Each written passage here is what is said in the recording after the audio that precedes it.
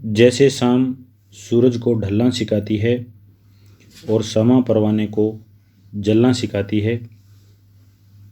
होती है तकलीफ़ बेशक गिराने वालों को, मगर सच तो यही है कि ठोकरें ही इंसान को चलना सिखाती है, ठोकरें ही इंसान को चलना सिखाती है।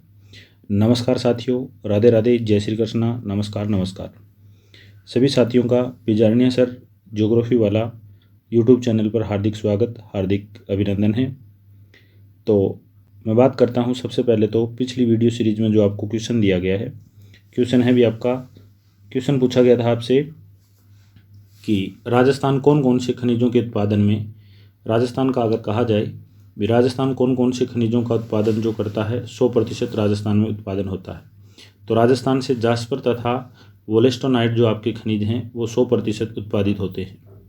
इसी क्रम में नेक्स्ट यहाँ पर मैं जारी रखता हूँ। अगला जो आपका पार्ट लेकर आया हूँ मैं आपके सामने, वीडियो सीरीज के इस पार्ट का अगर देखा जाए तो इसमें अपने पढ़ेंगे, आता है भी आपका प्राकृतिक गैस।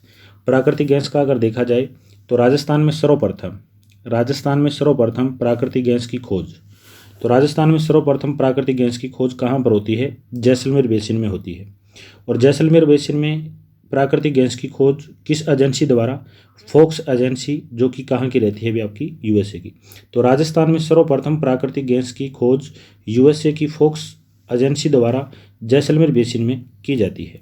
नेक्स्ट यहाँ पर आगे दे रखा है राजस्थान में सर्वाधिक भंडार व उत्पादन। तो राजस्थान में प्राकृतिक गैस के सर्वाधिक भंडार तथा उत्पादन का अगर देखा जाए तो ये कहाँ पर है भी आपके? जैसलमेर में है।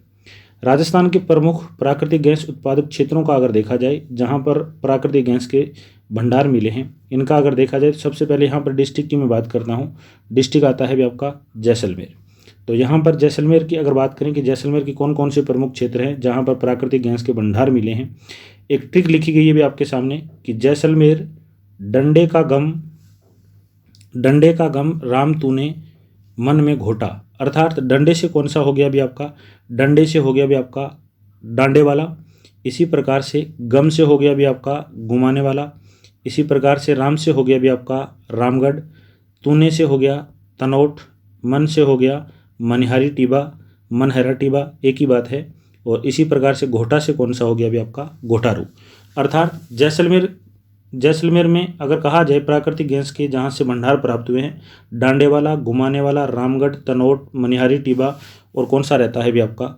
घोटारू, जो आपके प्रमुख क्षेत्र है। इसी प्रकार से नेक्स्ट अगर देखा जाए इसमें बीकानेर का अगर देखा जाए, दूसरा जो आपका डिस्ट्रिक्ट रहता है भी आपका बीकानेर। और बीकानेर के प्रमुख स्थान का अगर कहा जाए जहाँ से प्राकृतिक गैस के भंडार मिले हैं, कौन सा आता है भी आपका? बागेवाला। तो बागेवाला, बीकानेर। और नीचे नोट लगाकर एक क्वेश्चन लिख रखा है कि राजस्थान में सर्वाधिक मीथेन गैस के भंडार। तो राजस्थान में सर्वाधिक मीथेन गैस के भंडार कहाँ से प्राप्त हुए हैं? बीकानेर तथा बाड़मेर से प्राप्त हुए हैं। इसी प्रकार से बाड़मेर का अगर देखा जाए प्रमुख प्राकृतिक गैस उत्पादक क्षेत्र का अगर देखा जाए तो इसमें दो प्रमुख क्षेत्र आते हैं, एक गूढ़ामलानी आता है और दूसरा कौन सा आता है? रामेश्वरी आता है। राजस्थान में गैस उत्पादन सबसे पहले, राजस्थान में सर्वप्रथम गैस उत्पादन का अगर कहा जाए ये घोटारू से शुरू होता है। कहाँ से शुरू होता है? घोटारू, जैसलमेर से शुरू होता है।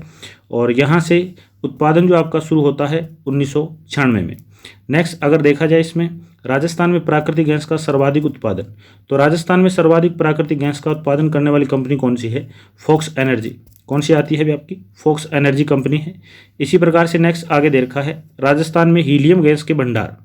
राजस्थान में हीलियम गैस के भंडार कहाँ से प्राप्त हुए हैं? ये भी आपके घोटारू, जैसलमेर से प्राप्त हुए हैं। और ये भंडार जो आपके प्राप्त हुए हैं कब हुए हैं भी आपके? 1999 में।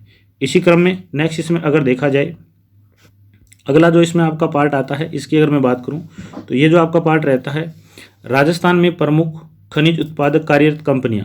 तो कुछ एक प्रमुख कंपनियां आती हैं, इन कंपनियों के बारे में कभी कभार क्वेश्चन पूछ लिया जाता है कि कौन कौन सी कंपनी जो कि आपकी राजस्थान में खनिज उत्पादन में अपना योगदान रखती है।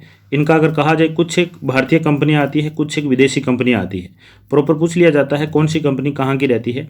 तो सबसे पहले इसमें आपने कंपनी रखी है भी आपने ONGC अर्थात oil and natural gas company. इसी प्रकार से नेक्स्ट आती है ऑयल इंडिया लिमिटेड, OIL, अर्ध सरकारी कंपनी है भी आपकी ये।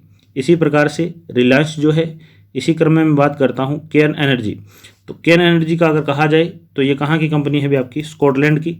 ब्रिक बैंक अगर देखा जाए ये कहाँ की है, मॉरिशस की कंपनी है।